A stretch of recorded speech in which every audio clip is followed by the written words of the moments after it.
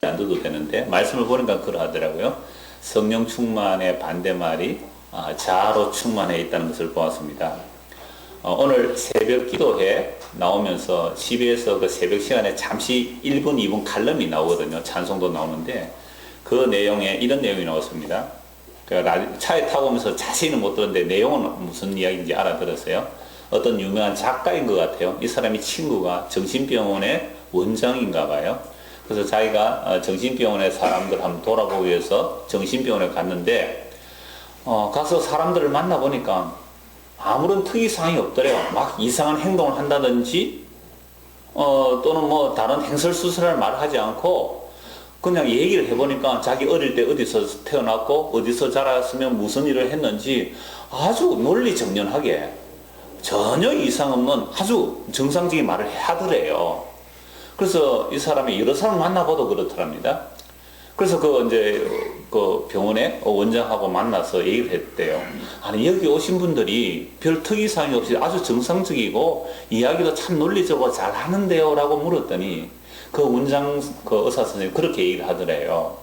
근데 이분들에게 심각한 공통점이 있습니다. 그게 뭔데요? 라고 하니까 아침을 먹고 나서 자기 이야기만 하는 거죠. 그냥 방금 자기 이야기 논리적으로 다 잘했다 그랬어요. 아무 특이사항이 없었다는 겁니다. 합리적으로 다 잘했는데 이 사람이 점심 먹고 나서도 자기 이야기만 한다는 거예요. 감 잡으셨죠? 이 사람들이 저녁 먹고 나서도 자기 이야기만 한다는 겁니다. 제가 그 이야기를 잠시 듣고서 원래 설교 온 건 없었던 내용인데 오늘 추가해야 되겠다고 오늘 새벽기도 때 내가 말씀을 드렸거든요. 새벽기도 오시면 2번 듣는 거예요. 그러니까 이 사람은 왜 정신병에 갔냐니까 뭐밖에 없어요? 자기 생각, 자기 말, 에고이스트예요. 자기 충만, 자아 충만밖에 없는 거잖아요. 오직 나만 하는 사람들. 그래서 그 이야기와 연결되어서 그 조성모의 가시나무새, 옛날에 시인과 촌장에서 하덕규 씨가 작사 작곡한 이야기인데 그 CCC 보험성가로 많이 이렇게 알려졌잖아요. 이 하덕규 지금 목사되어 있죠. 그래서 이 가시나무새 이야기도 그렇잖아요. 노래 가사가 내 안에 내가 너무나 많아 당신이 쉴 곳이 없네. 그래, 바람만 일어도 내 안에 내가 막 나를 찌르는 거잖아요. 작은 새 한 마리가 내 안에 날아오면 그 새가 쉴 곳이 없는. 그래서 그게 예수님을 한번 생각해 보십시오. 내 안에 내가 너무 많으니까 예수님이 우리 안에 오셔서 쉴 수가 없다는 그런 이야기가 연결되죠. 그래서 자기 이야기밖에 모르는 이 시대에 우리의 이야기들 속에요. 주가 항상 뭡니까? 누가 얘기하면 나는. 잠깐 내 말 들어봐. 나는. 이게 여러분 설교 시간에도 나옵니까? 안 나옵니까? 나와요. 그냥 목사가 성경을 가지고 말씀해도 그렇지만 나는 그런데 항상 나오잖아요. 이게 자아 충만이 성령 충만의 반대말인 거죠. 또 하나 이야기 더 할게요. 이거 제가 벌써 서너 번 말씀을 드렸는데 처음 오신 분이 처음 또 듣잖아요. 그거 제가 신대원 1학년 때 그 교수하고 학생들 만난다고 이렇게 그 시간에 가보니까 신대원 1학년쯤 되면 좀 금방이 사실은 있어요. 어렵게 시험 쳐서 학교에 왔고 또 뭐 헬라 히브리어 또 방학 때 열심히 공부해가 패스하고 그래서 이제 교수 만났는데 한 11명 이렇게 앉아 있어요. 그 빙들로 앉아 있는데 학생들은 이렇게 무릎을 탁 이렇게 다리를 꼬고 앉아서 교수님께 질문하는 거예요. 그러니까 놀랍게도요. 저는 깜짝 놀랐는데 최홍석 교수님인데요. 저희 담임 교수였는데 무릎에서 공손하게 탁 일어서서 예 그렇습니다. 이렇게 답을 하는 거예요. 진짜 깜짝 놀랐어요. 이게 몸에 그냥 외식적인 바리새인 모습이 아니라 정말 몸에 배인 거예요. 자, 그래서 또 학기를 시작할 때는 그 학생의 수련을 합니다. 그 학생의 수련의 장소 가서 잠시 이렇게 학생들하고 이렇게 주변에 앉아있어 그 교수님에게 이런저런 얘기를 하는 중에 어떤 직구전 애 하나가 또 총신의 3대 불가사의가 하나 있어요. 뭐 몇 가지 있는데 그 중에 그때 학장이 차영배 학장이 옛날에 전임을 했거든요. 그분 불같은 사람이에요. 근데 그 사이 최홍석 교수는 너무너무 조용한 분이거든요. 그래서 어떻게 교수님 같은 분이 그 차 학장의 사회가 되었느냐고 이 얘기를 물었거든요. 그랬을 때 이 교수님이 역시 일어서더니 저에 대한 이야기는 중요하지 않습니다. 우리가 영원히 해야 할 이야기는 그분에 대한 이야기입니다. 예수 그리스도에 대한 이야기입니다. 정말 저는 제가 옆에 있다가 얼굴이 화끈해지더라고요. 그러니까 성령 충만은 뭐예요? 그분의 이야기로 가득한 거예요. 그분의 이야기가 가득해서 쿡 찌르면 뭐가 나와요? 그분에 대한 이야기가 나오는 겁니다. 여러분, 군에 가면 군인정신이 충만하면, 군인정신이 충이하다고 해요. 군인정신이 충이하면 옆에 가다 툭 건드리면 뭐가 나옵니까? 총성, 관등성명이 쫙 나옵니다. 뭐, 군번 쫙 외우고요. 누구 딱 보고 나온단 말이에요. 근데 병장 좀 나가면 못 잡니까? 총성. 다 빼먹고 그냥, 총성. 우리 인사는 탕길인데, 나중에는 인사가 손도 안 넣는다. 그래서 어떤 군에는 3년 되면 다 빠져나가는 거예요. 그래서 우리가 정말로 성령으로 충만하다는 것은 그분으로 충만한 거거든요. 그분의 생각으로 충만한 것이고 그분의 마음으로 충만해지는 겁니다. 이러한 결론들이 어떠한가를 오늘 몇 가지로 보고자 합니다. 본문 보시죠. 18절 술 취하지 말라 이는 방탕한 것이니 오직 성령으로 충만을 받으라. 몇 번 말씀드렸습니다. 술에 지배되고 술에 취하면 방탕한 결론이 나와요. 근데 성령으로 충만하게 되면 가장 이성적이고요. 가장 정확하게 절제하며 주님의 그 뜻을 알아간다 그랬잖아요. 막 성령 충만해서 거품 불고 자빠지고 뭐 약간 이상한 짓 하는 거 아니라고 말씀 몇 번이나 드렸습니다. 그런 샤머니즘적인 성령 충만이 아니라고 말씀드렸어요. 그래서 술 취하지 말고 성령의 충만을 받아야 되는데 성령 충만을 하기 위해서 세월을 아껴야 되고 정신을 바짝 차리고 주의 뜻이 무엇인지 이해하고 분별해야 되는 것을 쭉 말씀드렸습니다. 그래서 그렇게 성령 충만을 받으면 이제 어떤 일들이 일어나는가 할 때 19절입니다. 첫째, 시와 찬송과 신령한 노래들로 서로 화답하고 혼자 기분 좋다고 부르는 것만이 아니에요. 서로 화답함이 일어납니다. 그래서 시와 찬미와 신령한 노래라는 것은 초대교회 성도들이 모여서 서로 화답하는 찬송을 했습니다. 이런 찬송은 꼭 노래로만 하는 거 아닙니다. 찬송이라는 말은요, 남을 칭찬해도 그게 찬송이에요. 찬양이라는 말도 꼭 노래가 들어가지 않아도 되는 겁니다. 그래서 초대교회는 시로, 구약의 시로 하나님을 찬송했습니다. 그리고 서신서의 여러 가지 내용들 중에 초대교회 때 이게 찬송으로 불렀을 것이다. 그래서 산자와 죽은 자를 심판하러 오시리라 이런 게 찬송으로 불러졌을 것이다. 이런 본문들이 굉장히 많이 있습니다. 그래서 시와 찬미와 신령한 노래들로 어떻게 하라고요? 서로 화답하는 거죠. 그러니까 성령으로 충만하게 되면 시와 찬미와 신령한 노래라는 것은 하나님께서 예수 그리스도 안에서 행하신 일들을 말하는 거예요. 그게 찬송의 내용입니다. 어떤 특정한 개인이 엄청난 일을 이루어냈다고 그걸 찬송하는 거 아니에요.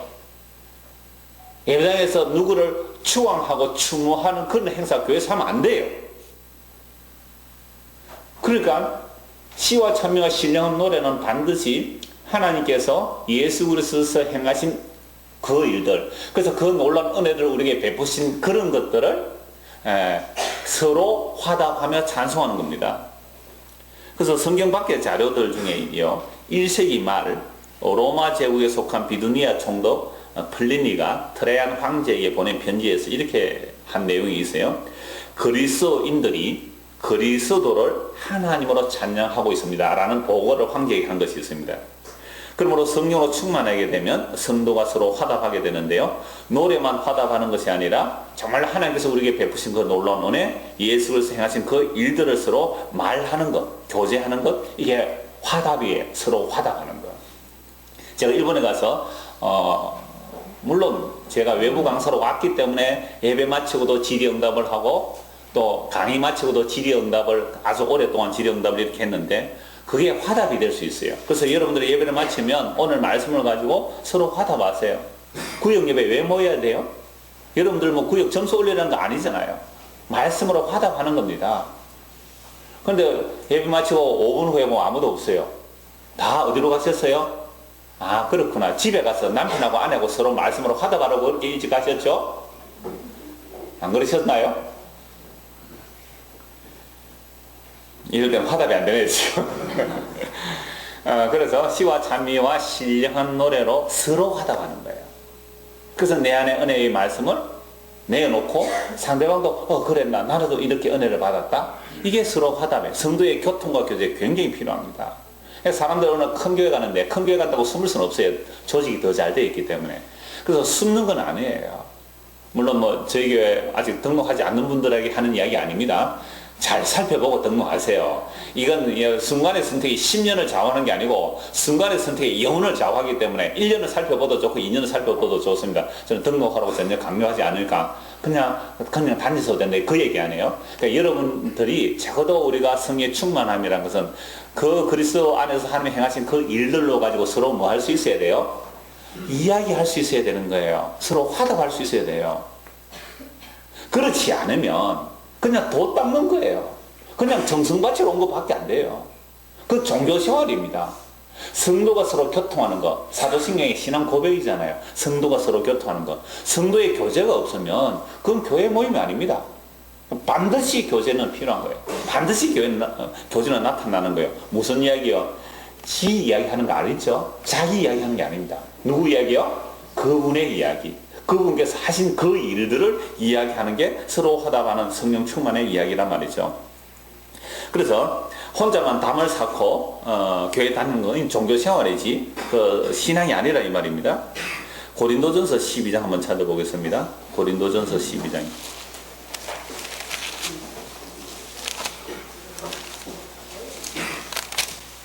12절부터 보겠습니다. 몸은 하나인데 많은 지체가 있고 몸의 지체가 많으나 한 몸인 것 같이 그리스도도 그러하니라.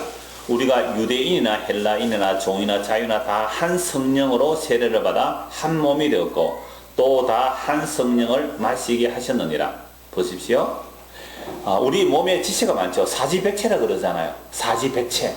팔, 다리 4개지만 그 몸의 기능들 100개라는 것은 완전하다는 의미예요. 사지백체. 무려 세포로 나누면 50에서 60조개가 된다는 그 세포들이 다 뭘 이루죠? 한 몸을 이루는 것 같이 그리스도도 그렇다. 그리스도는 한 몸이라는 거죠. 유대인, 헬라인 원수였습니다. 그 원수가 그리스도의 피로 한 성령 안에서 한 아버지께 나가서 한 몸이 되는 거잖아요. 종이나 자유인 넘을 수 없는 경계입니다. 어떻게 노예와 어떻게 주인이 함께 밥을 먹을 수 있어요? 상상할 수 없는 일입니다. 근데 종이나 자유인이 하나 되는 거예요. 어디 있어요? 그리스도의 한 몸 안에서. 한 성령으로 세례를 받다. 세례는 연합의 개념입니다. 한 성령으로 세례를 받았는데 이걸 뭐로 표현하냐면 한 성령을 어떻게 해요? 마셨다.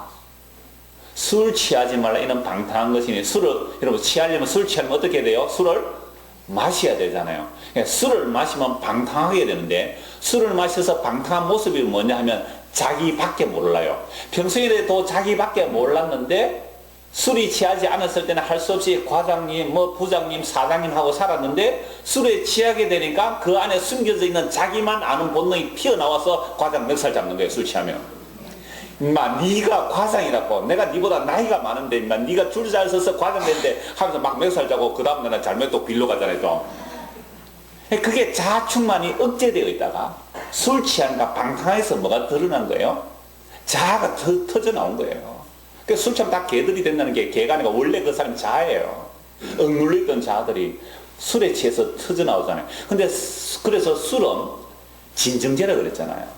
성령 충만은요 오히려 진정한 각성제가 돼요. 제대로 주님을 섬기고 제대로 이웃을 섬기는 일에 성령 충만함으로 제대로 각성이 나서 성령의 열매들 사랑과 희락과 화평과 오래 참음과 자비와 양성과 충성과 온유와 절제들이 나오는 게 성령의 충만이거든요. 자, 그래서 우리가 참말로 예수를 믿는다는 것은 술 마시는 것처럼 한 성령을 다 마신 거예요. 한 성령을 마셨기 때문에 한 몸 그리스도를 지향하게 되어 있습니다. 서로가 서로를 도와가면서 서로가 서로를 격려하면서 그게 그리스도의 몸이에요. 우리의 몸이요 손발 따로 안 놉니다. 손과 발, 눈, 코, 입, 귀 모든 것은 몸이라는 이 하나를 위해서 사지백체가 다 움직이는 거 아닙니까? 먹고 소화시키고 배설하는 이 모든 과정들이 만약에 몸의 기능들이 하나가 제대로 기능 안 하면 몸 자체가 제대로 돌아가지 않는 겁니다. 이 원리, 그러니까 하나님께서 우리에게 몸을 주시고 몸의 사지백체가 한 몸을 세우는 이 일을 통해서 뭘 보여주려고 하시는 거예요? 영원한 그리스도의 몸이 어떻게 이루어지는 것을 보라고 보여주시는 거예요. 그런데 우리는 날마다 또 뭐만 챙깁니까? 내 몸 하나만 챙기죠. 머리끝부터 발끝까지 어떻게 하면 건강할까? 어떻게 하면 멋있어질까? 어떻게 하면 아름다워질까? 이것만 생각하잖아요. 그러다 보니까 무슨 생각 안 하죠? 내가 그리스도의 몸으로서 그리스도의 형제 자매의 그 교제와 지체들을 등한히 한다면 이건 성령 충만한 거 아니에요. 그건 자아 충만이잖아요.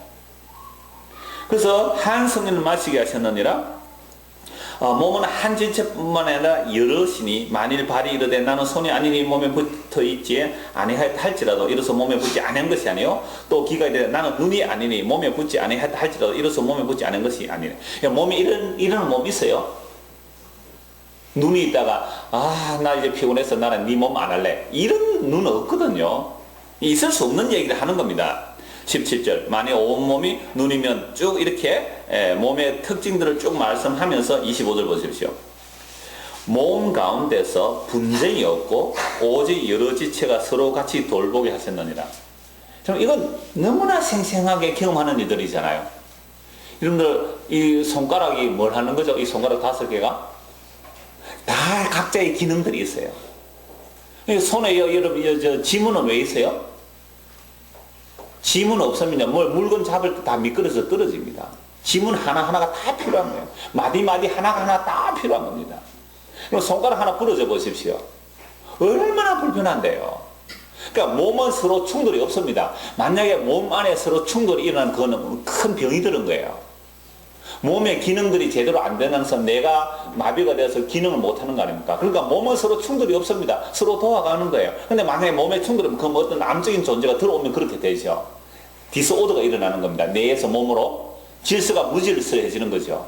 근데 몸은 정상적일 때는 다 자기 한 몸을 위한다는 얘기를 하면서 뭘 얘기하느냐 하면 26절입니다. 만일 한 지체가 고통을 받으면 모든 지체가 함께 고통을 받고 한 지체가 영혼을 얻으면 모든 지체가 함께 즐거워하니라. 너희는 그리스도의 몸이요 지체의 각 부분이라. 그러니까 우리가 예수를 믿는다는 것은 한 성령이 임한 거예요. 그래서 성령이 와서 예수를 믿는 것은 바로 성령이 임한 거죠. 그래서 예수를 믿는 성령이 임한 건데 한 성령이 임했다면 그리스도의 한 몸으로 부름을 받았다는 사실입니다. 그래서 우리가 한 몸으로 부름 받았는데 문제는 우리의 육체의 몸은 분쟁이 없는데 왜 교회로 그리스도의 한 몸으로 받은 이 교회는 분쟁이 일어났냐 이 문제예요. 그래서 고린도 교회는 뭐가 일어났죠? 분쟁이 일어나고 파당이 일어났거든요. 나는 바울 파당, 나는 베드로 파당, 나는 그리스도 막 파당이 일어나고 분쟁이 막 일어납니다. 스스로 막 송사하고 싸움도 하고 다투고 이런 일들이 왜 일어날까요? 우리가 그리스도의 몸으로 부름을 받았는데 몸은 우리 육체의 몸은 싸우지 않는데 왜 그리스도의 몸은 싸움이 일어나느냐 이 말이죠. 그 이유는 아직도 우리가 육신에 속하여 있기 때문에 그럽니다. 우리 안에 뭐로 충만해 있어서요? 자로 충만해 있어서 그렇게 몸이 서로 분쟁이 일어나는 겁니다. 아직도 우리는 지난주 계속 말씀드렸지만 하나님을 대적하여 높아진 그 이론들과 생각들이 그대로 내장되어 있기 때문에 지체들끼리 싸우는 겁니다. 그러나 그리스도의 몸으로 부르신 자들은 반드시 그 모든 높아진 생각과 이론들을 다 깨고 부수셔서 그리스도께 복종시켜야 합니다. 이게 성령의 충만함입니다. 그러면 성령 충만을 받으라는 것은 우리의 뜻이에요? 하나님의 뜻이에요? 하나님의 뜻이에요. 우리는 성령 충만을 구할 마음이 추호도 없었습니다. 우리는 그저 돈 충만했으면 좋겠어요. 그저 내 건강 충만했으면 좋겠어요. 그 외에 성령 충만에 대해서 원한 적이 없는 사람들입니다. 그런데 한국교회 많은 사람들이 성령 충만을 굉장히 강구하더라고요. 왜 성령 충만 그렇게 원한지 아세요? 성령 충만 받아가 뭐 하고 싶어요? 내가 능력자가 되고 싶은 거예요. 사람들 한번 기도만 하면 다 엎어지고 내가 손만 한번 대면 다 내 앞에 무릎을 꿇고 복종하게 되고 병자가 고쳐지고 이러한 것들이 마치 성령의 충만이냐? 무당도요 단계가 있고 계급이 있거든요. 그 무당이 높은 단계에 올라갈수록 영험한 능력, 신통력이 더 많이 나타나죠. 그러한 능력을 받는 심정으로 성령의 충만함을 그렇게 구하러 다녔지 않습니까? 능력자들에게 성령 충만 받으러 다닌다고. 그래서 뭐 하려고요? 서두간 집사처럼 돌 맞아 죽으면서 주여 저들의 죄를 용서하소서 그런 성령 충만을 구했나요? 바울처럼 온갖 만물의 찌기 같은 그 온갖 핍박과 고난을 다 당하면서도 내가 죽음으로 당신이 사신다면 나는 그것이 기쁨이 됩니다. 내가 관제와 같이 제물로 부어진다면 나는 그걸 기쁨으로 맞이하겠습니다. 이런 성령 충만 구했나요? 대부분의 성령 충만 구한다는 것이 결국은 내가 높아져서 다른 사람들 내 밑에 무릎 꿇게 하고 싶고 복종시키고 싶은 성령 충만을 구했다면 이게 악령의 충만을 구한 것이지 성령 충만 구한 게 아니라 이 말입니다. 그러니까 성령에서 나타난 제대로 된 성령 충만은 우리가 원하지도 않고 구하지도 않는 거예요. 그래서 하나님께서 너희가 성령의 충만을 받으라 명령이죠. 하나님께서 반드시 내 백성에게는 성령 충만으로 만들어내고야 말겠다는 하나님의 의지예요. 그래서 하나님의 택한 백성은 반드시 성령 충만이 되어야 하나님 나라 온전히 데리고 가는 거죠. 성령 충만이 되지 않으면요 결국 우리를 죽이시잖아요. 그리고 사람이 왜 죽는 거예요? 우리의 자아가 완전히 무너져 내리도록 우리 육체의 죽음과 함께 우리의 옛사람도 완전히 무너져 내리는 것이 죽음이에요. 그래서 죽음 앞에서는요 용서 못할 일이 없는 거예요. 근데 죽는 순간에도 용서 못하고 이를 뽀독뽀독 가는 사람, 그 사람 예수 믿는 사람 아닙니다. 우리가 죽는 순간까지 주께서는 반드시 우리가 하나님을 대적하여 높은 그 이론과 생각들과 자아중심, 자아충만 앞에 내가 세 가지 예를 들었잖아요. 그런 것들이 가득한 우리들을 주께서 반드시 깨어내시는 거예요. 그래서 교회는 뭐가 일어나요? 파당이 생기고 분당이 생기고 싸움이 일어나요. 그러니까 싸움이 일어나야 누가 옳은지 드러나는 거예요. 안 일어나는 건 죽은 교회예요. 여러분 교회가 편안하고 아무런 문제 없고 뭐 그러면 좋을 것 같아요. 그건 공동면제는 있는 일이에요. 교회는 반드시 파당과 싸움과 분쟁이 일어나기 마련입니다. 우리는 그렇게 크게 안 일어나는 것 같지만 크게 안 일어나는 이유는요 목사가 큰일을 안 벌리니까 큰일이 안 일어나고요. 그래서 목사 큰일을 안 벌리니까 여러분이 소소하게 일어나는 거예요. 뭐요? 원래 또 보면 왜 이 구역은 이어 붙여놔가지고 말이지 왜 또 식사당만을 일로 붙여가지고 아 나 이 사람 하기 싫은데 하는 그런 소소한 분쟁들. 나 이래서 나 교회 못 오겠다는. 여러분 작은 그 문제는 아니에요. 결국은 그런 것들이 하나님을 대적하여 높아진 내 생각이에요. 이론이고요. 그래서 교회는 분쟁을 일으키는 이유, 그러니까 하나님께서 허락하셔야 일어나죠. 일어나는 이유가 뭘까요? 말도 안 되는, 그죠? 내가 볼 때 말도 안 되는 어떤 이론들로 나를 공격할 때 완전히 이거 숨 넘어가죠. 이럴 때 억장 무너진다 그러죠. 저도 이런 거 몇 번 당해봤는데요. 정말 눈앞이 캄캄하고요. 말이 안 나오더라니까요. 여러분 그런 거 경험해 보셨잖아요. 근데 그런 사건을 왜 일으켰을까요? 그럼 내가 억장이 무너지고 정말 분노가 치밀어 이르는 이유는요. 그 안에 뭐가 충만해서 그래요? 자아가 충만해서 그렇습니다. 내 속에 내가 너무나 많아. 자아 충만이기 때문에 그렇게 일어나는 거예요. 자아는요 이게 원래 타인의 욕망입니다. 그때 다 모습을 바꾸고 나는 거예요. 완전 가면이에요. 페르소나예요. 가면 얼마나 여러분 그 중국의 변금술 있잖아요. 칙칙칙 바뀌어요. 완전히 이 사람 다 할 때 다르고 이 사람 다 할 때 다 달라요. 그건 얼마나 자아를 바꿔내는지요. 자아는 없는 거예요. 원래는 욕망입니다. 그냥 욕망이에요. 이러한 것들을 하나님께서 깨시기 위하여 사람 막대기예요. 여러분 저와 여러분 주변에 여러분 다 경험하실 거예요. 사람 막대기와 인생 채찍을 통하여 하나님께서 깨내시는 겁니다. 자, 그래서 성령에 충만하면 반드시 시와 찬미와 신령한 노래, 우리가 행한 이런저런 일들을 말하는 게 아니라 하나님께서 그리스도 안에서 행하신 그 일들을 서로 뭐 한다고요? 화답하게 돼요. 그래서 어떤 사람이 다툴 수 있잖아요. 싸울 수 있잖아요. 그러면 시와 찬미와 신령한 노래로 서로 화답하려면 뭐라고 해야 돼요? 내가 이런 일로 이런 모습이 나타났는데 이게 나의 죄를 발견케 하기 위한 하나님의 은혜였네요. 내가 미안합니다. 내가 잘못했습니다. 내 아직 자아가 깨어지지 않아야 이런 모양이 나왔네요. 용서하세요. 주께서 우리를 죽기까지 사랑하시고 용서하시는데 라고 뭐 하는 거죠?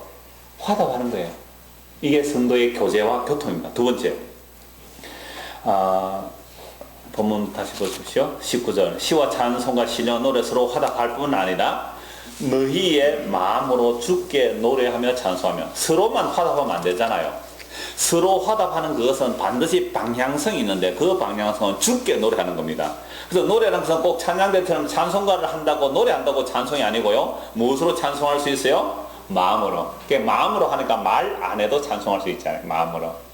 우리 주님의 은혜를, 그 사랑을 마음으로 주께 노래하고 찬송하는. 그래서 예배라는 것은 항상 수직적인 관계가 있어야 되고 수평적인 관계가 있어야 되죠. 하나님과 우리 사이에 화답이 있어야 되고 또 이웃과 이웃과의 화답이 있어야 되는 겁니다. 이게 성령 충만한 모습이죠. 그래서 성도가 서로 화답할 뿐만 아니라 이랑산 반드시 마음으로 주께 노래며 찬송하는 방향으로 가는 것, 이게 예배의 삶이에요. 20절입니다. 범사에 우리 주 예수 그리스도의 이름으로 항상 아버지 하나님께 감사하며, 이게 무슨 상태라고요? 성령으로 충만한 상태입니다. 그러니까 범사에 누구 때문에요? 우리 주 예수 그리스도 때문에 하나님 아버지께 감사하는 것, 이게 성령의 충만함입니다. 자, 그런데 우리는 범사에 감사하십니까? 항상 기뻐하고 쉬지 말고 기도하고 범사에 감사하는 것이 하나님께서 우리를 향하신 그 뜻이라 그랬습니다. 하나님의 뜻이 우리가 범사에 감사하는 거예요. 그러면 지난 한 주간 여러분들 범사에 감사하셨습니까? 하신 분 손 들어보라면 안 되겠죠. 자, 범사에 감사, 저도 안 됩니다. 저도 몇 번인가 분노가 일어난 적이 있거든요. 이 범사에 감사가 안 일어나는 이유가 뭘까요? 범사에 원망과 불평이 왜 일어날까요? 여러분, 이스라엘 백성들이 애굽에 있을 때 하나님께서 언약을 따라 구원해 내셨습니다. 어린 양의 피로 광야에 나왔습니다. 광야에 나와서 한 짓이 뭡니까? 원망과 불평이에요. 왜 원망과 불평을 했을까요? 광야에 나왔을 때 애굽이 살만했을까요? 죽을 정도로 고생하는 곳이었을까요? 살만한 곳이었습니다.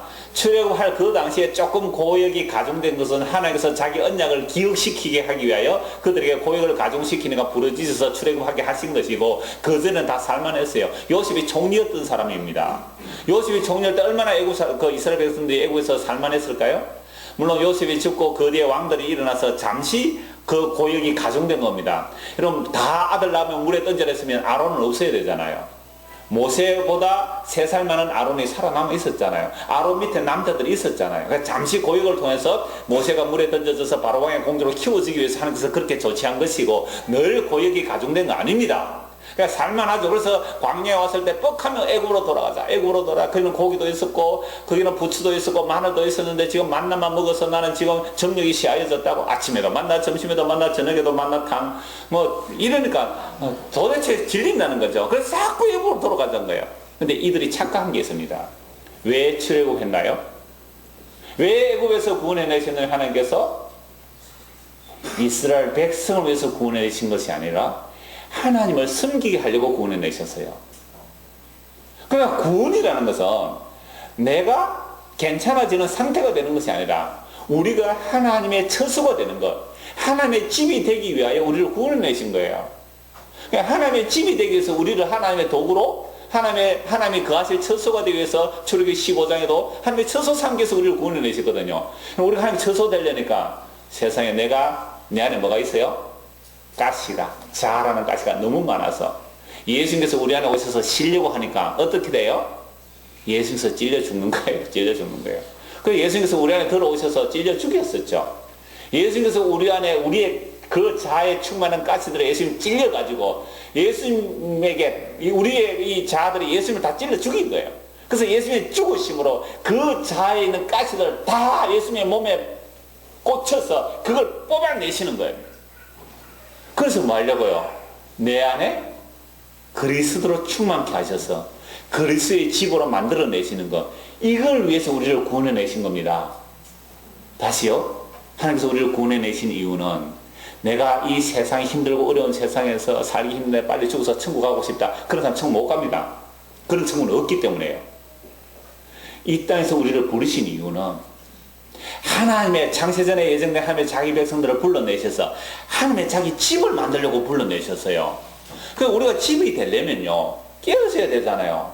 이런 나무가 집이 되려면 어떻게 돼요? 산에 있는 나무를 건축하려면 어떻게 해야 됩니까? 잘라야죠. 그게 아브라함이 본토 친척 아비 집을 떠나는 겁니다. 애굽에서 뿌리 뽑혀야 돼요. 세상에서 뿌리 뽑히는 겁니다. 잘려야 됩니다.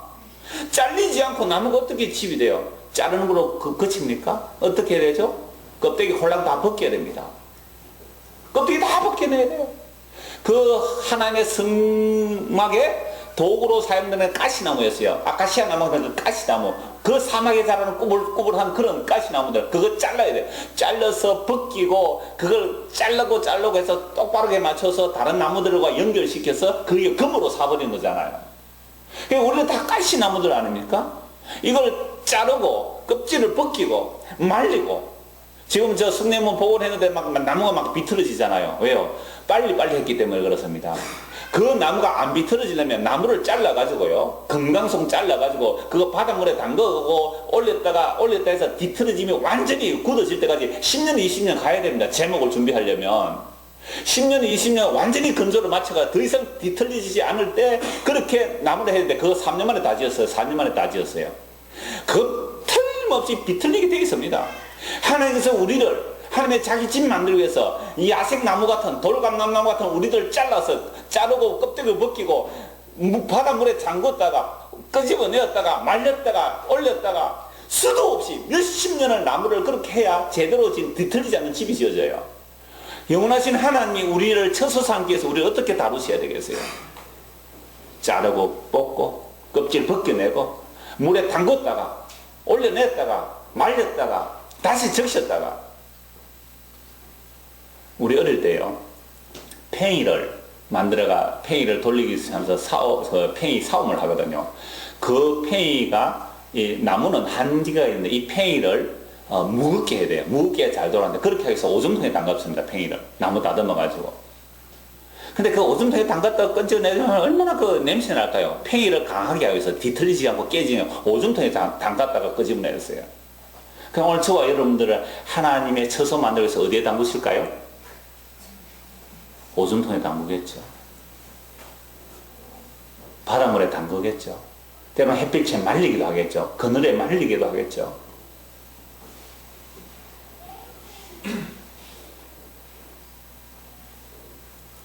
그런데 우리는 어떻게 해요? 아파 죽겠다고 고함을 지르죠. 그래서 이스라엘 백성들이 하나님께서 자기를 구원한 목적을 몰랐어요. 하나님의 집으로 만들기 위해서 구원시켜 놨는데 자기를 만족해달라고 고함 지르잖아요. 그래서 언약을 체결하고 이 모세가 하나님 앞에 그 율법을 받기 위해서 40일 산에 가 있는 동안 이스라엘 백성 뭐 했습니까? 금송아지 만드는 이유가 뭐예요? 우리를 위하여 우리를 인도할 신을 만들어야 된다. 그게 우상입니다. 하나님을 위하여 사는 우리가 아니라 나를 위한 하나님으로 섬기면 전부 우상이에요. 그게 하나님, 예수님, 성령 백날 불러도 날 잘되게 해달라는 그런 하나님 전부 우상이에요. 근데 교회 와서 이런 뭘 구했나요? 지금까지 뭘 구하면서 살았나요? 괜찮은 나 되기 위해서? 그게 자아충만해요. 괜찮은 나 되기. 그게 선악 같다면 인간의 모습 아닙니까? 너도 하나님처럼 되리라. 그러니까 그런 우리 인생들을 그런 죄인들을 끄집어내셔서 하나님의 집을 만들기 위해서 부수고 깨고 다듬어 가는 것이 어디서 하는 일이라고요? 교회에서 하는 거잖아요. 그래서 이런 거 싫으시면요 교회 오지 마십시오. 이런 부딪힘이 싫으면 교회 안 오지 마시기 바랍니다. 그냥 저 절에 가서 돈 안 닦으세요. 그냥 혼자 있으면 부딪힐 일 없잖아요. 저 무인도에 가서 사시든지 고상하게 고고하게 살다가 지옥 가시면 되잖아요. 그런 종교 도 닦는 거 아닙니다. 주께서 우리를 붙들어내셔서 자기 집 만들기 위해서 깨고 부시는 것이 그게 성경에서 성령에 충만하게 하시는 과정이며 목표가 그러하다 이 말씀입니다. 그래서 나의 구원에만 머무른다면 반드시 우상숭배이기에 성령의 충만을 받아는 삶의 뜻이며 우리 안에 자아 충만을 이런저런 모양 사람한테 인생 채찍으로 깨고 부수셔서 그리스도로 충만케 하시는 겁니다. 이렇게 되려면 또 어떻게 해야 되죠? 골로새 3장 16절 읽어드리겠습니다. 그리스도의 말씀이 너희 속에 풍성히 거하여 모든 지혜로 피차 가르치며 건면하고 시와 찬송과 신령한 노래를 부르며 감사하는 마음으로 하나님을 찬송하고. 보세요. 같이 몇 번 말씀드렸습니다. 성령 충만의 결과와 말씀이 풍성히 거하는 결과가 같습니다.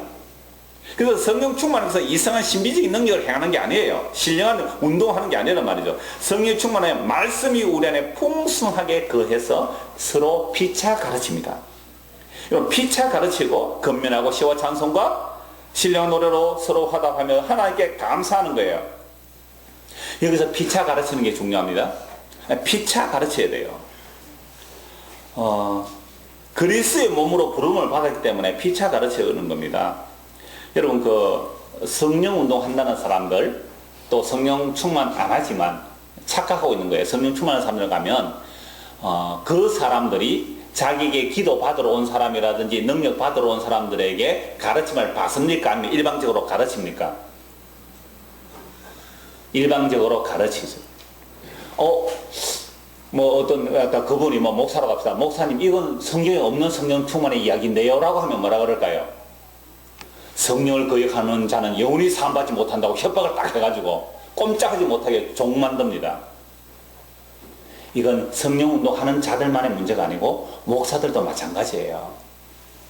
목사가 설교하는데, 목사님, 물론 지금 시간에는 일방적인 선포예요. 여러분들 질문이 허용 안 됩니다. 그런데 가끔 질문하는 사람이 있긴 해요. 우리 교회는 하도 용감해가지고.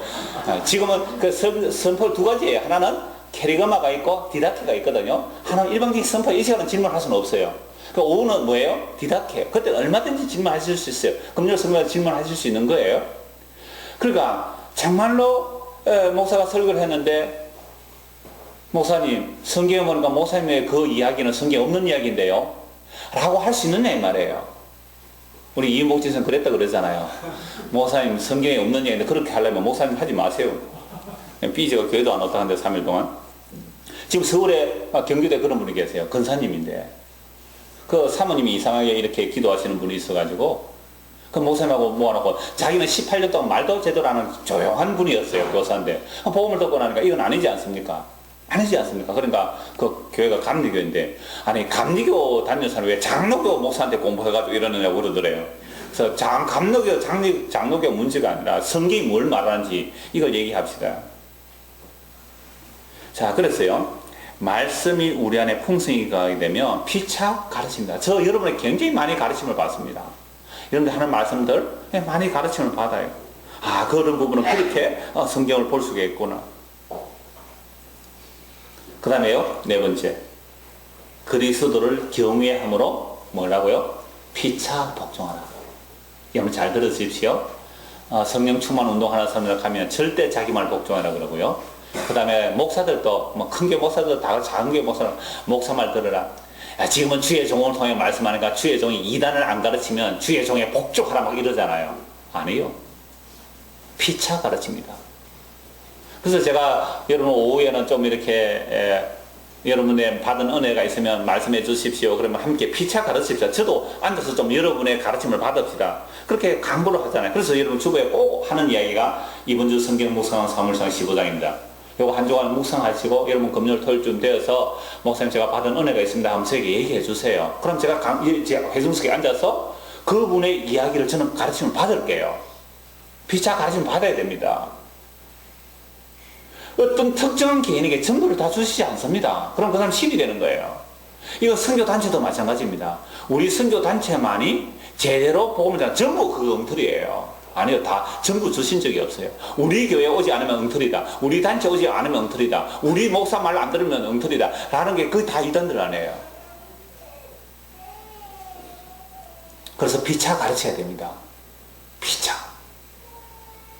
그래서 그리스도를 경외함으로 피차 가르칠 뿐만 아니라 그리스도를 경외함으로 피차 뭐까지 해요? 복종하는 거예요. 그럼 이 그리스도를 경외라는 말은 존경하고 두려워한다는 뜻인데요. 이 예수 그리스도를 얼마나 경외할 뿐인가? 제가 지금 읽어드릴게요. 디모데후서 4장 1절에서 4절입니다. 하나님 앞과 살아있는 자와 죽은 자를 심판하실 그리스도 예수 앞에서 그가 나타나실 것과 그의 나라를 두고 엄히 명하노니 너는 말씀을 전파하라. 때를 어떤지 못 얻든지 항상 힘쓰라. 범사에 오래 참음과 가르침으로 경치하며 경계하며 권하라. 때가 이르니 사람이 바른 교훈을 받지 아니하며 기가 가려워서 자기의 사욕을 따를 서선을 많이 두고 또 그 길을 진리에서 돌이켜 허탄한 이야기를 따르랴. 때가 되면 사람들의 기가 가려서 자기 사욕을 쫓을 그런 선생을 두는 거예요. 그러니까 달콤한 말 해주면 좋아하는 겁니다. 이렇게 하나님 잘 생기면 이런 복을 받습니다 하니까 아멘하고 그렇게 따라가는 건 누구를 위해 따라간 거예요? 날 위해 따라갔잖아요. 날 위해. 하나님 잘 생기면 내가 복 받는다니까. 그거 보고 따라가는 사람은 하나님 생긴 게 아니라 우상숭배했다니까요. 그러니까 그리고 사람들이 따라간 거, 요런 사람들이 많이 들 텐데 지금 바울 사도가 지금 자기 죽기 직전이에요. 지금 나의 달려갈 길을 마치고 정말 주님의 오심을 기다리는 자들에게 의의 미력은 준비되어 있다고 그 이야기를 하면서 지금 디모데에게 하는 말이 그거예요.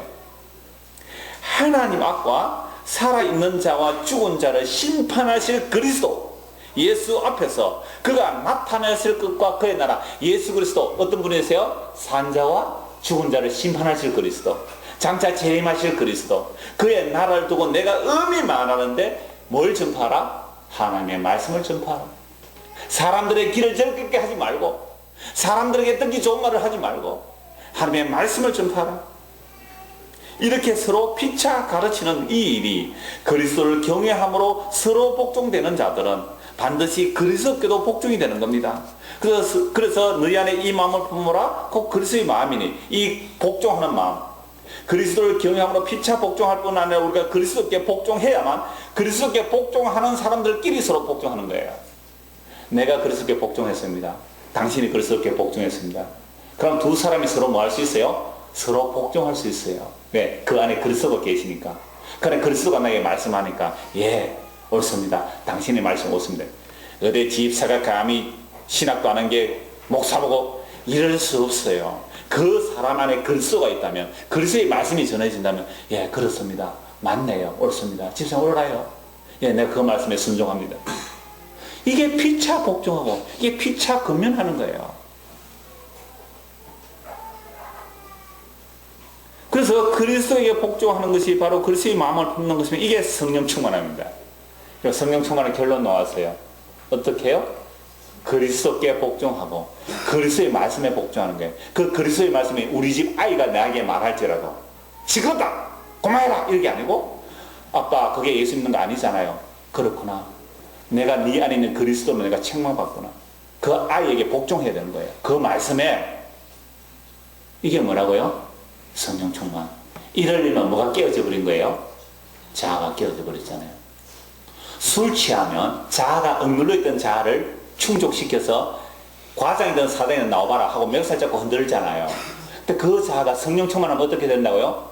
깨어지고 부서지고 정말 보잘것없는, 배운 것도 없고 가진 것도 없고 아무것도 없는데 그 안에 그리스도가 충만한 자가 나에게 뭔가 말을 했을 때에, 사회적 신분으로 아무것도 아닌 그 자가 나에게 말을 했을 때, 당신에게 그리스도가 있네요. 그 사람의 말에 복종하는 것은 그 사람에게 복종하는 게 아니잖아요. 그리스도에게 복종하는 거 아닙니까? 그래서 바울이 갈라디아 복음을 전했을 때요, 갈라디아 사람, 오늘 주일에 그 오전 설교예요. 갈라디아 사람들의 바울이 얼마나 육체에 질병이 있었는지 시험에 들만 했대요. 시험에 들만 했대요. 저게 무슨 사도라고 시험에 들만 했는데 오히려 바울을 하나님의 천사처럼 그리스도로 대접하면서 바울에서 눈이라도 빼주려고 했단 말이에요. 왜요? 그 안에 뭐가 있었어요? 그리스도의 말이 있기 때문에. 그리스도를 충만해서 그리스도의 말이 있으니까. 이게 서로 복종하는 거예요. 아내가 남편에게 복종할 수 있어요. 남편 아내에게 복종할 수 있어요. 뭐로? 그리스도 안에서 피차. 이게 천국이잖아요. 그리스도께 복종되지 않으면 자아로 충만하고 전부 다 내 밑에 무릎 꿇어, 이렇게 나오는 거예요. 내 밑에 무릎 꿇어. 그래서 성령 충만을 달라고 해서 뭐 하려고요? 내 밑에 무릎 꿇어, 이 못난 것들아, 나는 성령 충만해, 이런 식의 성령 충만을 구하면서 전부 다 엉터리예요. 잘못된 거예요. 그거 악령 충만입니다. 그거 자아 충만이에요. 근데 주께서 우리를 부르신 이유는 그러한 엉터리 같은 자아들을 다 부숴내시고 그리스도가 원하는 충만히 거하는 자기 집 만들기 위해서 한매 자기 백성들을 오늘도 물에 넣었다가 불에 던졌다가, 예?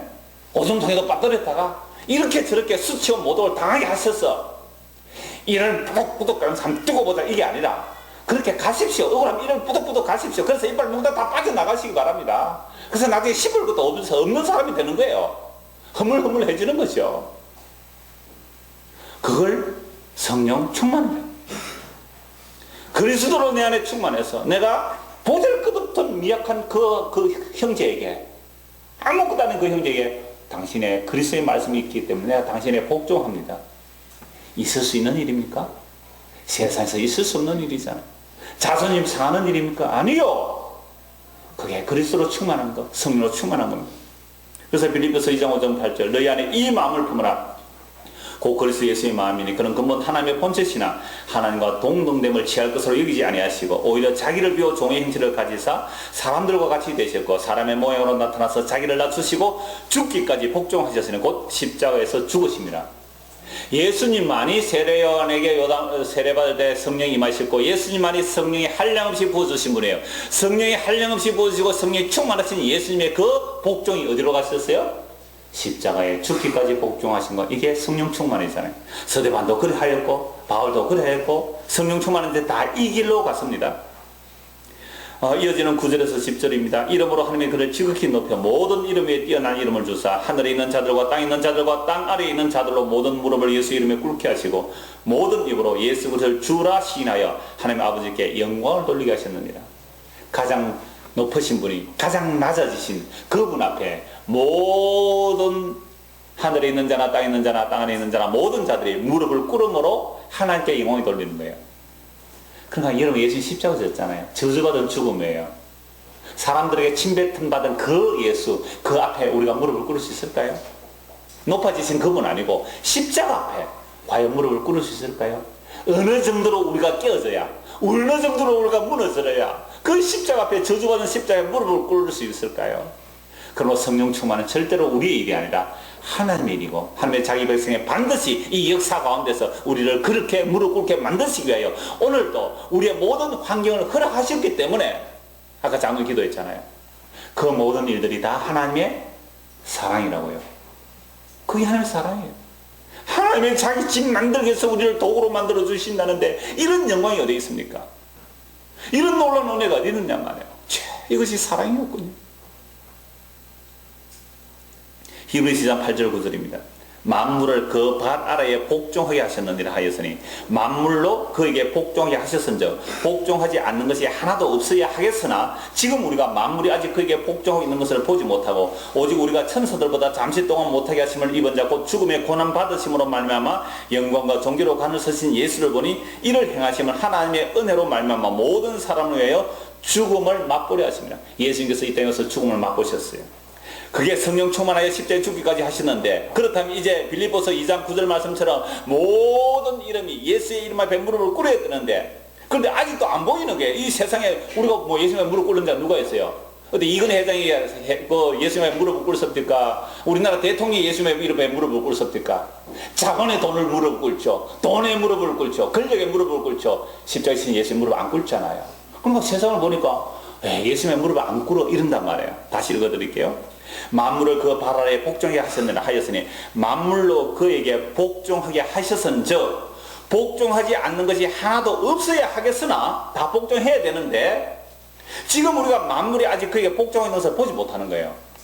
그래서 우리는 믿음으로 만물이 그리스도에게 이미 복종됐다는 사실을 알고 믿는 것, 이게 성령으로 충만한 거예요. 이게 성령 충만이잖아요. 전부 다 자기 잘났다고 머리 독사 대가리처럼 이렇게 변해야 된다. 독사 대가리처럼 바닥바닥 드는 그 머리들 다 쳤어. 그 높아진 생각과 이런들을 다 쳤어. 그리스도 앞에 복종하게 하는데 아직도 세상은 내 머리 잘났다고 적그리스도들을 얼마나 많이 설치고 다녀요. 우리가 다 적그리스도잖아요. 그리스도를 대적해서 내가 높아져 있으니까 우리가 적그리스도에, 적그리스도가 어디 있어요? 여기저기 있을까요? 우리 안에 있죠. 그 높아진 그 적그리스도들이 주께서 십자가로 치시고 그 그리스도 앞에 무릎을 꿇고 복종해야 고린도서 10장에 나왔잖아요. 그 모든 높아진 생각들을 다 쳐서 복종하게 될 때에 복종하지 아니한 자들을 심판하기 위하여 주님께서 지금 준비하고 계십니다. 그러니까 오늘 저와 여러분이 이 역사 속에 살려둔 이유가 뭘까요? 그 미련하고 어리석은 십자가 앞에 무릎을 꿇게 하시기 위해서 지금 주님께서 열심히 성령과 말씀으로 우리를 쳐서 복종시켜 나가는 그 일을 하시는데 그게 우리가 당할 때는 어떤 모습으로요? 고상하게 우아하게 복음 전하다 핍박당하고 그런 거 아니에요. 물론 그런 수도 있을 수도 있지만 그건 특별한 경우고 대부분요 찌질하고 못난 것들의 사건들로 우리에게 온단 말이에요. 견디기 힘들어요. 주를 위해 고생한다고 하니까 선교하다가 복음 전하다가 막 핍박당하고 감옥당하고 얼마나 고상하고 우해 보입니까? 근데 지질도 못난 거 말하기도 부끄러운 것들 그런 것들로 우리를 주께서 깨어부시더라 이 말입니다. 고상하게 깨지고 싶죠. 깨지도 고상하게 우아하게 그죠?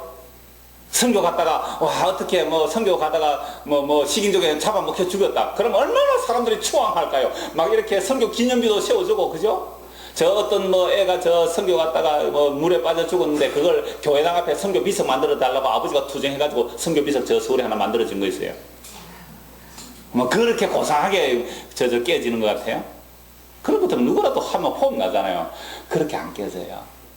지지라고 묻는 것 같은데 그런 것들로 우리를 깨고 부수기 위하여 오늘 여러분들이 불평과 운명이 가득한 그 환경 속에 주님께서 우리를 밀어 넣으신 거예요. 별로 아멘이 안 나오시죠? 네, 그럴 줄 알았습니다. 자, 그래서 고린도전서 15장 이 말씀 읽고 말씀 마무리하겠습니다. 고린도전서 15장 21, 27입니다. 사망이 한 사람으로 말미암았으니 죽은 자의 부활도 한 사람으로 말미암는도다. 아담 안에서 모든 사람이 죽은 것 같이 한번 찾으십시오. 찾는 소리가 많이 나니까 고린도전서 15장 찾으십시오. 어차피 제가 얼마 전부터는 12시 시간을 못 맞추기 시작했습니다. 바쁘신 분은 가셔도 되니까 좀 더 해야 되겠습니다. 고린도전서 15장 이런 유명한 부활장이죠. 15장 21절에서 27절입니다. 20절부터 보죠. 그러나 이제 그리스도께서 죽은 자 가운데서 다시 살아나사 잠자는 자들의 첫 열매가 되셨도다. 사망이 한 사람으로 말미암았으니 죽은 자의 부활도 한 사람으로 말미암는도다. 아담 안에서 모든 사람이 죽은 것 같이 그리스도 안에서 모든 사람이 삶을 얻으리라. 그러나 각각 자기 차례대로 되리니 먼저는 첫 열매인 그리스도요, 다음에는 그가 강림하실 때 그리스도에 속한 자요, 그 후에는 마지막이니 그가 모든 통치와 모든 권세와 능력을 멸하시고 나라를 아버지 하나님께 바칠 때라. 우리는 뭘 원해요? 세상에서 권세 능력을 원하잖아요. 그걸 다 어떻게 해버리고요? 멸하신다니까요. 하늘을 대적하여 높아진 모든 권세와 능력들을 다 멸해버린다니까요. 그런데 우리는 그 멸망할 것 달라고 했죠. 그죠? 그 멸망할 것 달라고 성령 충만 구했고 그 멸망할 것 달라고 하나님께 전선 바치고 기도했잖아요. 성령 충만, 진짜 성령 충만이 아니고요. 그가 모든 원수를 그 발 아래 둘 때까지 반드시 왕노릇 하시리니 맨 나중에 멸망받을 원수는 사망입니다. 만물을 그의 발 아래에 두셨다 하였으니 방금 히브리서 1장과 같은 말씀의 맥락이죠. 만물을 그 아래에 둔다 말씀하실 때에 만물을 그의 아래에 두시니가 그 중에 들지 아니한 것은 분명하도다. 예수님은 만물을 발 아래에 두실 분인데 그분이 어디에 오셨어요? 만물 아래 오셨잖아요. 여자 아래, 여자에게서 법 아래, 만물 아래 오셨잖아요. 만물 위에 계신 분이 만물 아래 오셨단 말이에요. 그래서요, 성령 충만에 십자가에 죽기까지 하셔서 왜? 자기 백성을 끄집어내시기 위하여. 그래서 자기 집 만들기 위해서. 28절 만물을 그에게 복종하게 하실 때에는 아들 자신도 그때에 만물을 자기에게 복종하게 하신 이에게 복종하게 되리니 이는 하나님이 만유의 주로서 만유 안에 계시려 하십니다. 예수님께서 이 모든 세상의 높은 것들을 다 멸하시고 온전히 하나님께 바쳐드릴 그때에 아들 자신도 아버지께 복종하겠다 이 말입니다. 그러므로 성령의 충만함이라는 것은 말씀의 충만함입니다. 이런 말씀에 충만하면 시와 참유와 신령한 노릇으로 화답하게 돼요. 어떻게 화답하죠? 야, 내가 구했던 것은 하늘을 대적하여 높아진 것들이었구나. 아, 이게 말씀으로 지적해 주시니 참 감사하다. 이게 우리 깨어져야 하는 부분이네 라고. 이게 성령 충만함이에요. 그렇게 주를 찬송하게 되는 겁니다. 이게 성령 충만함입니다. 그래서 범사에 그리스도의 이름으로 하나님 아버지에 감사하는 거예요. 아, 나는 이렇게 말 안 듣는 이 남편 나에게 붙여주신 것이 이 남편 문제가 아니라 날 깨기 위해서 이런 남편을 붙여주셨구나. 주여 감사합니다. 남편한테 이 마귀가 물러가면서 머리 손놓고 이 마귀가 물러가 두드리 패지 말고 이런 남편을 주신 것은 날 깨기 위함이구나. 이런 헌수 성경에 얘기했잖아요. 우리의 자가 어디까지 뻗쳐 있더라고요? 하나의 보좌까지 뻗쳐져 있어요. 그래, 그 보좌까지 뻗쳐 있는 그 자를 깨시고 우리 안에 그리스도로 충만케 하려면 그래서 그런 환경을 주셨다는 말씀이죠. 물론 예수 안 믿는 사람의 환경에 나쁜 것을 말하는 것은 아니에요. 그리스도 안에 있는 자에게 말하는 겁니다. 또한 범사에 그리스도의 이름으로 아버지에게 감사하게 되며 피차 복종합니다.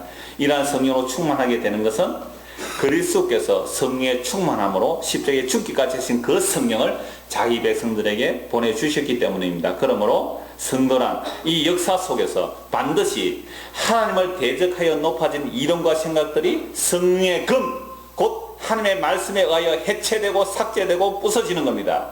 그래서 성령으로 충만함이란 나를 높이는 것이 아니라 나를 부숴내시고 그리스도의 마음으로 우리 채워 넣으십니다. 이 일을 위하여 주님께서 오늘도 자기 백성을 불러내시고 교회라고 이렇게 불러내셔서 이 안에 찢고 뽑는 일들을 통하여 날마다 자기가 부인되어지고 자기가 깨어져서 그리스도께 복종하며 그리스도께 복종하는 형제들끼리 피차 복종하며 시와 찬미와 신령한 노래들로 화답하며 주께 찬미하는 저와 여러분 되기를 소원합니다. 기도하겠습니다. 하나님 아버지, 우리는 그동안 성령의 충만을 얼마나 많이 오해했는지 모릅니다. 주여, 이제 말씀을 통하여 정말 성령께서 우리를 깨고 부수셔서 그리스도가 우리 안에 충만해지는, 그래서 그리스도의 집으로 지어져가는 우리 모든 성도들 될 수 있도록 은혜를 베풀어 주옵소서. 예수 그리스도 이름 받들어 기도드리옵나이다. 아멘.